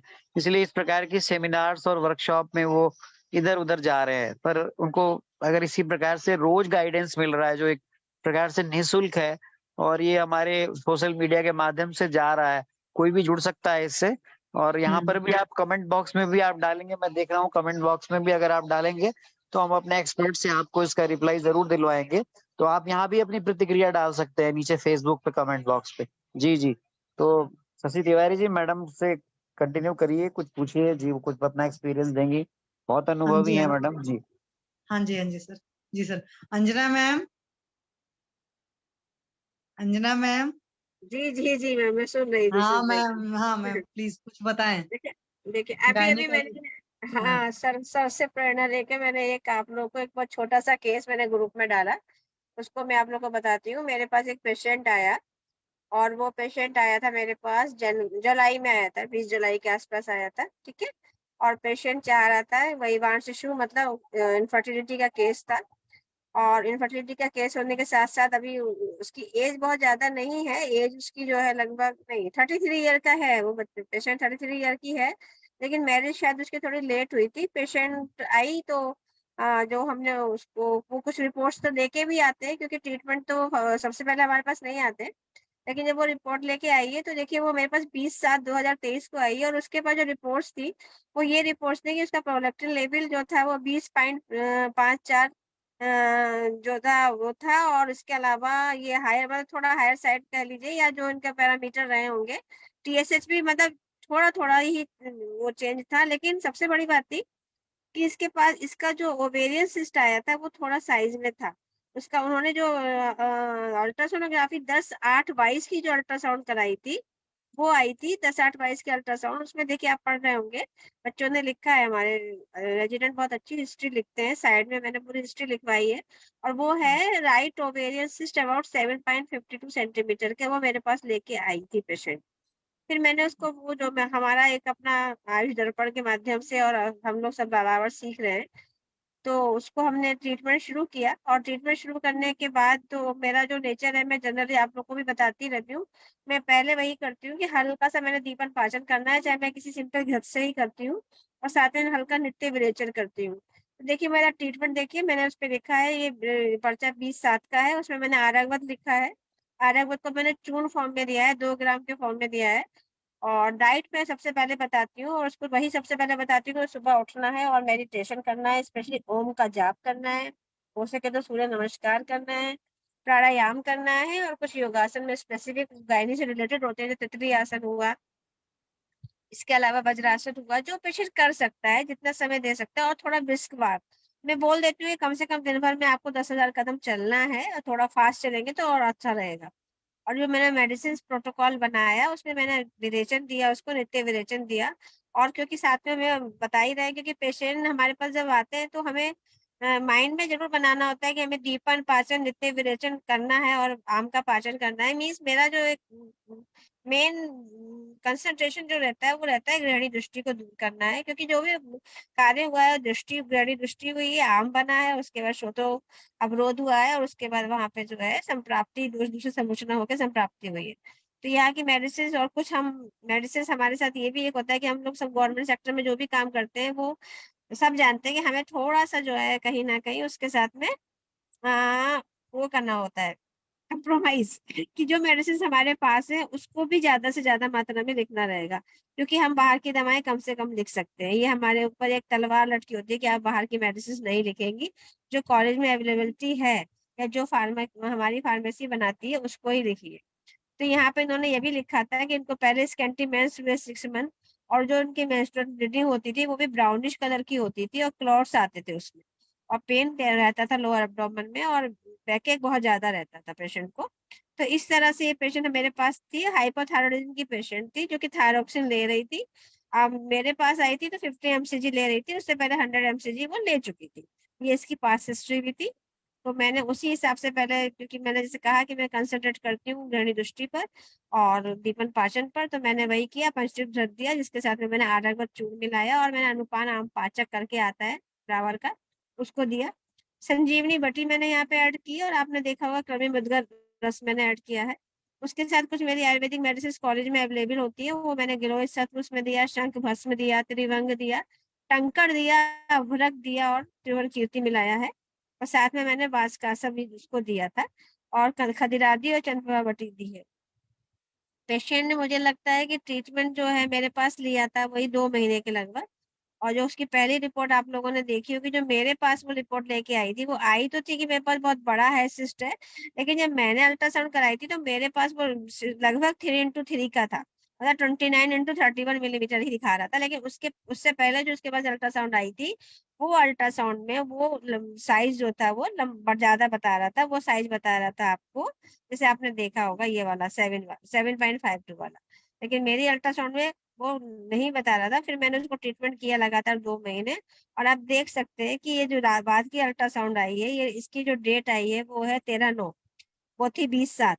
तो क्योंकि मैं जस्ट आफ्टर पीरियड कराने की कोशिश करती हूँ कि मैं सब हो जाए उसके बाद रिपोर्ट कराइए, तो उसकी ये सिस्ट जो कभी वो बताती थी कि 7.52 है, फिर वो कहीं मॉडर्न दवा ववा ली, फिर मेरे पास आई, उसके बाद उसने ये ट्रीटमेंट लिया और थायराइड वगैरह पे मैंने उसका काफी काम भी किया, और उसके बाद पेशेंट देखिए नॉर्मल आ गई। तो ये जो चीजें होती हैं, ये आयुर्वेद मेडिसिन में देखिए कितना, मतलब मेडिसिन में मैंने बहुत ज्यादा काम नहीं किया है ये, लेकिन यहाँ मैंने थोड़ा सा इनफर्टिलिटी पे भी काम किया उसको। और जब 23/8 तक वो देखिए शतपुष्पा तेल का उसको मैंने नस्से दिया है, दाढ़ीमास्टक चूर्ण दिया, संजीवनी दिया, फलत्रिकादि क्वाथ दिया, और फिर मैंने उसको जब देखा कि उसका वो ठीक हो गया है, तो उस हिसाब से मैं थोड़ा सा इनफर्टिलिटी पे आई। और पेशेंट को अभी ये देखिए ये आई है 8/9 को, फिर मेरे पास आई है। फिर मैंने अब इसको, जब इसका ये सिस्ट वगैरह एकदम नॉर्मल आ गया है, तब फिर मैंने इसको इनफर्टिलिटी की तरफ से लिया है, और पेशेंट काफी अच्छी रेस्पॉन्ड कर रही है। इस समय वो मात्रा बस्ती पर है और रस्से पर है, और मुझे लगता है कि उसको प्रेगनेंसी भी जल्दी आएगी, क्योंकि अब हमने इसका जो क्षेत्र है, कहते हैं ना ऋतु क्षेत्र बीज, वो सब चीजें हमने बहुत अच्छे से कमांड कर ली हैं। तो इसलिए अब प्रेगनेंसी के लिए हम उसको ट्राई कर रहे हैं कि वो प्रेगनेंसी उसको लेनी ही है, आएगी ही। तो शतपुष्पा तेल का नस्से देखिए इसमें मैंने लिखा है, शतपुष्पा तेल से हम लोग योनि पूरण भी करा रहे हैं, और यहाँ थोड़ा सा मेडिसिन मैंने चेंज हुआ है, और आप लोग के साथ मैंने शेयर भी किया है ग्रुप में, जो भी हमारे व्हाट्सएप ग्रुप में जुड़े हुए हैं हमारे साथ। तो इस तरह से केसेस पे जो है, हम अगर एक कहते हैं ना, पेशेंट को सबसे पहले उसके बिहार को, उठना कब है, खाना क्या है, लाइफ स्टाइल का जो उसका एक पैटर्न है, उस पर बहुत ज्यादा कंसंट्रेट करते हैं, और उसको बताते हैं कि सुबह उठना, सूर्योदय के समय उठना, सूर्योदय से पहले उठना, ओम का जाप करना, और उसके बाद जो है इस तरह से प्राणायाम करना, आसन करना, थोड़ा टहलना, फिर आके आपको जो है अच्छे से ब्रश करना। और फिर अगर पेशेंट कुछ पहले ही ब्रश करते हैं, कुछ पेशेंट सुबह ही जाके पहले, क्योंकि सूर्योदय हो रहा होता है, तो ओम का जाप करते हैं। अकॉर्डिंगली इतना हार्ड एंड फास्ट रूल नहीं है, लेकिन इजी वे में करना है, बहुत ज्यादा ऐसे नहीं करना है कि नहीं हमें मतलब उठे और चल दिए, थोड़ा सा रिलैक्स होके करेंगे तो रेस्पॉन्स बहुत अच्छा मिलता है। और ये देखिए, ये हम जो भी स्टडी करते हैं, वो स्टडी मेरे पास जनरली क्या होती है कि वो डॉक्यूमेंटेशन रहता है, क्योंकि ये वर्क्स चल रहे हैं, पेशेंट आ रहे हैं लगातार, और उनको क्या क्या रेस्पॉन्स मिल रहा है, तो ये मेरा एक नेचर भी है। और तो बहुत अच्छे से ये काम हम कोशिश करते हैं कि अच्छा हो। तो ये एक आप लोग के सामने मैंने दिया, अगर कोई क्वेश्चन आपको पूछना हो तो आप पूछ सकती हैं। मैम संजीवनी बटी यहाँ किस लिए दिया? एक्चुअली मैम देखिए, जो भी हम पेशेंट को देते हैं, उसमें आपने देखा होगा कहीं ना कहीं, मेरा ये मानना है कि पेशेंट जो हमारे पास आते हैं, एक तो वो सब हार्मोन्स लेके आते हैं, दूसरी उनकी इम्यूनिटी बहुत डाउन होती है, तीसरा इन्फेक्शन उनको बहुत जबरदस्त रहता है ना। तो कहीं ना कहीं संजीवनी बटी को हम एज ए कहना चाहिए, इम्यूनो बूस्टर कह लीजिए, या फिर आप एंटीबायोटिक कह लीजिए, या कृमिनाशक कह लीजिए, या फिर जैसे उसमें जो मिला हुआ है, बस नाम मिला हुआ है, उसमें जो है भल्लातक मिला हुआ है, तो वो जो कहते हैं ना, विश्व है जरूर, लेकिन वो अमृत के समान गुणकारी होता है, क्योंकि जहां भी वो टॉक्सिन्स होते हैं, वो टॉक्सिन्स को बहुत जल्दी बॉडी से निहरण करता है, निष्कासित करता है, और बॉडी को शोधित करता है। बहुत अच्छा बताया मैम। मैं भी ये संजीवनी बटी के बहुत अच्छे रिजल्ट आते हैं। मैं भी हाँ, ये आपने बोला ना इम्यूनोग्लोबुल, ये क्या है इम्यूनो? हाँ, आप ये कह सकते हो कि वो इम्यूनिटी बूस्टर। इम्यूनिटी को बढ़ाता है जी। हाँ हाँ। तो हमारे गवर्नमेंट सेक्टर में बहुत सारी संजीवनी है, तो मैं बहुत इसमें चलाती हूँ, तो बहुत अच्छे रिजल्ट आ रहे हैं मैम, इसलिए जी पूछ रही हूँ। मैम, जी मैम। प्रणाम अंजना मैम। हाँ मैम, प्रणाम, बताइए। जी, जैसे मैम इसमें आपने आम पाचक भी दिया है, संजीवनी वटी भी दिया और त्रिभुवन कीर्ति, तीनों चीजें दी हैं, जी मैम। है ना? तो इसमें ऐसा नहीं है कि कुछ ओवरडोज हो जाए, क्योंकि आम पाचक में भी है, संजीवनी में भी है और त्रिभुवन कीर्ति, एक्चुअली मैम ठीक है? आम पाचक क्या है ना, आम पाचक सिंपल सिरप है। आम पाचक में ऐसा कुछ नहीं है। आम पाचक में यहाँ पे एक तो अनुपान के लिए हम काथ वगैरह बनाते हैं, बलून शुगर वगैरह बनाते हैं, लेकिन कुछ पेशेंट आप जानती है ना कि उनका हम्म। टेस्ट थोड़ा अलग होता है ना, उनको सिरप पीना रहता है। तो कहीं ना कहीं हम जी लोग को यहाँ, मेरा जो फेवरेट होता है आप सभी जानते हैं, लेकिन कहीं ना कहीं हम लोग को भी अकॉर्डिंग टू पेशेंट जाना पड़ता है। तो आम पाचक का सिरप है, उसमें इस तरह की मतलब वो जो मेडिसिन होती है वो, क्योंकि सीरप फॉर्म में जो भी मेडिसिन हम देते हैं वो बहुत ज्यादा डायलूट ही होती है एक तरह से, और फिर हमको जल मिलवाते हैं। और संजीवनी की मात्रा आप देखिए 125 mg है, और त्रिभुवन कीर्ति की भी मात्रा 125 mg है ना। और जो जिस जी हिसाब से वो मैम। पेशेंट हमारे पास आती है ना, जिस कंडीशन में आती है, हम्म। क्योंकि हम लोग पूरा गायनिक चेकअप भी करते हैं उनको का, कहीं ना कहीं हम्म। डिस्चार्जेस भी है, कहीं ना कहीं स्मेल भी है ना। तो उसके हिसाब से ही हम ट्रीटमेंट को करते हैं। और सबसे बड़ी बात ये भी होती है कि मैंने जैसे बताया कि कुछ मेडिसिन हम जानबूझ के भी बाहर की कर नहीं पाते, क्योंकि पेशेंट भी इसीलिए आते हैं, और हमारे ऊपर भी एक दबाव रहता है ऊपर से कि आपको यहीं से अधिक लिखना है। तो इस तरह से कंपोजिशन भी बनाना पड़ता है हमें कुछ पेशेंट के ऊपर, कि कहीं ना कहीं इसका जो है, हम मेरा यही मैंने कहा ना कि हमें गृहिणी दृष्टि पे काम करना है, हमें इन्फेक्शन को दूर करना है, और हमें उसकी इम्यूनिटी को भी बढ़ाना है, स्ट्रेंथ देना है। तो ये तीन जी चार मैम। चीजें करके फिर मैंने यहाँ पे नस्से और मातृबस्ती अब मैंने इसकी शुरू की हुई है। अब मैं इसको इनफर्टिलिटी लाइन पे ट्रीट कर रही हूँ, जल्दी आप लोगों को खुशखबरी बताऊंगी। जी मैम। दूसरा मैम, जैसे ये इतनी सारी मेडिसिन हो जाती है, प्राइवेट में देंगे तो पेशेंट घबरा जाता है कि अरे इतनी सारी आपने मेडिसिन दी है, तो एक्चुअली मैम अगर पुड़िया एक देखिए, उसमें क्या है, दो जो टेबलेट होती है वो तो आप खाने से पहले एक देंगे, और फिर एक पुड़िया, ये पुड़िया में बना के, क्योंकि हम लोग गवर्नमेंट सेक्टर में है तो वो हमारे यहाँ यही होता है कि पुड़िया बनती है, ठीक है। जी तो जी एक तो जैसे पेशेंट आया, उसने नस से लिया, नस से के बाद हमने उसको विरेचन देना ही है, नित्य विरेचन देना है, तो मैं मॉर्निंग आवर्स में देती हूँ। मैं कहती हूँ सबसे ठीक है। पहले आप आओगे तो आपको मॉर्निंग आवर्स में नाश्ता खाने से, नाश्ते लेने से पहले भी आपको ये लेना ही लेना होगा। उसके बाद ठीक चाहे है। आप आधे घंटे बाद, 1 घंटे बाद नाश्ता ले लो। और फिर उसके ठीक बाद आप है। खाना खाओगे, खाना खाने के बाद, खाने से पहले एक गोली खाओ, खाने के बाद पुड़िया खा लो। और ऐसे ही ठीक शाम है। को करो, एक गोली खाने से पहले खाओ, खाने के बाद पुड़िया खा लो। और अगर हो सकता है तो पानी पीते ही हो, अनुपान लेना ही है तो अनुपान की दवा ले लो। तो ये लगती जरूर है, लेकिन जब वो पुड़िया बन के आता है, आप मात्रा देखिए, बहुत छोटी छोटी मात्रा है। अब 1 TSF में ही सब मात्रा मतलब आ जाती है, पेशेंट आराम से ले लेता है। जी मैं तो मैम। चूर्ण की क्योंकि मात्रा भी 500 mg से ज्यादा नहीं लिखती हूँ, कि मैं चाहती हूँ कि जो मेरी पुड़िया बने वो 1 ग्राम से ज्यादा ना बने। 1 ग्राम हम्म। पेशेंट आराम से ले सकता है। अगर आम पाचक सिरप में उसको आप एक एक 1 TSF या 10 ml 20 ml में आम पाचक सिरप में भी आप इसको मिला के उसे कहोगे पी जाओगे, तो बहुत आराम से खुशी खुशी पी जाता है पेशेंट। तो बस वही है मेडिसिन मैम। हाँ, ये आप ठीक क्वांटिटी, कह रहे हैं, क्योंकि हाँ, उसको लेने का ये ढंग। और दूसरी बात है कि आपकी क्वांटिटी जरूरी नहीं कि हम 3 ग्राम ही लिखें। क्यों लिखे हम 3 ग्राम? हम 500 mg लिखेंगे, लेकिन हम 2 चूर्ण लिखेंगे, हमें इफेक्ट मिलना चाहिए, है ना मैडम। जी जी जी मैम। तो जैसे आम पाचक में आपने दिया, तो फिर ये संजीवनी आप अलग से खिलाते हैं फिर उनको, जैसे एक्चुअली आपने संजीवनी संजीवनी। संजीवनी त्रिभुवन कीर्ति का क्या करते हैं ना, ये हमारे जो फार्मासिस्ट लोग हैं ना, वो सब एक पुड़िया बना लेते हैं। ओ ओ। हाँ मैम। ठीक है। एक्चुअली यहाँ पे इस तरह का है, हमारे यहाँ क्या है कि हम एक, बताए ना, एक बटी लिखते हैं, और फिर हम्म। एक हम एक खाने के बाद भी एक बटी लिखते हैं, और एक पुड़िया बना देते हैं, और एक सिरप लिखते हैं। ये हमारे यहाँ का, जी। हम लखनऊ से भी पढ़े हैं, तो लखनऊ में भी हमारा गवर्नमेंट सेक्टर में जनरली चलता है। लेकिन यहाँ पे जो इसमें मैंने जो ऐड किया है, वो मैंने वो जो नित्य विरेचन वाला जो देखा, मैंने दो तरह से देखा कि अगर नाइट के समय बिफोर जो है कहते हैं ना HS, खाना खाने के बाद या रात को सोते समय देने से ज्यादा इफेक्ट मुझे मिलता है जब मैं मॉर्निंग आवर्स पर देती हूँ। नस्से ले लो पहले, उसके थोड़ी देर बाद लोगे, आधे घंटे बाद ले लो, उसके बाद थोड़ी देर के बाद, आधे घंटे बाद नाश्ता करो, तो इसका इफेक्ट ज्यादा अच्छा पड़ेगा। तो उसमें जैसे मैम हमने सुबह नित्य विरेचन में पेशेंट को दिया और पेशेंट को जाना पड़े, सपोज पेशेंट वर्किंग है, तो उस कंडीशन में कैसे करेंगे? इतना इतना जल्दी विरेचन का इफेक्ट नहीं आएगा। नित्य विरेचन हम दे रहे हैं, हम तुरंत उस तरह का विरेचन नहीं दे रहे हैं। पेशेंट अगर आरग्वत ले भी लेगा तो वो जब तक, मुझे जहां तक लगता है, जो मेरा अपना अनुभव है, पेशेंट आराम से 6-7 घंटे 8 घंटे के बाद ही इसका इफेक्ट आता है। जब वो लौट के घर आएगा, फ्रेश होगा, नहाएगा, धोएगा, वो बड़ा अपने आप को रिलैक्स फील करता है। Okay okay. तुरंत बिकॉज एकदम मैम ये जी मैम, क्योंकि हमारी जैसे ये जो काजपल्टियां इफेक्ट करती हैं, लेकिन थोड़ा समय लगता है।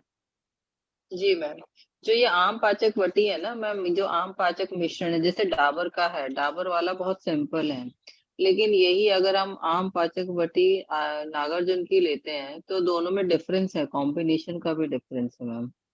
हाँ, इसीलिए तो मैंने आपसे कहा कि जो मैंने दिया वो मैंने बहुत ही डाइल्यूट वाला फॉर्म में, जैसे आपने कहा ना, वो आम पाचक और ये आम पाचक में बहुत डिफरेंस है। और ये आम यस पाचक, सबसे बड़ी बात क्या है, मेरे को अनुपान देना था, एक पैलेटेबिलिटी बढ़ानी थी दवा की, ठीक है ना मैम। और पेशेंट को जी जी टेस्ट भी सही चाहिए होता है, तो आराम से मैं यही कोशिश करती हूँ कि आप एक छोटी सी कटोरी लीजिए, जो कि एकदम साफ होना चाहिए, और उसमें आप दवा डालिए, उसमें सिरप डालिए, उसको पी जाइए, ऊपर से पानी पी जाइए। और पानी भी मैं सौंफ और धनिया का ही प्रेफर करती हूँ पेशेंट को अपने, बॉइल्ड जी पानी मैम। सौंफ और धनिया का। ये एक प्रोटोकॉल बना के रखा है, तो रिजल्ट अच्छा मिलता है।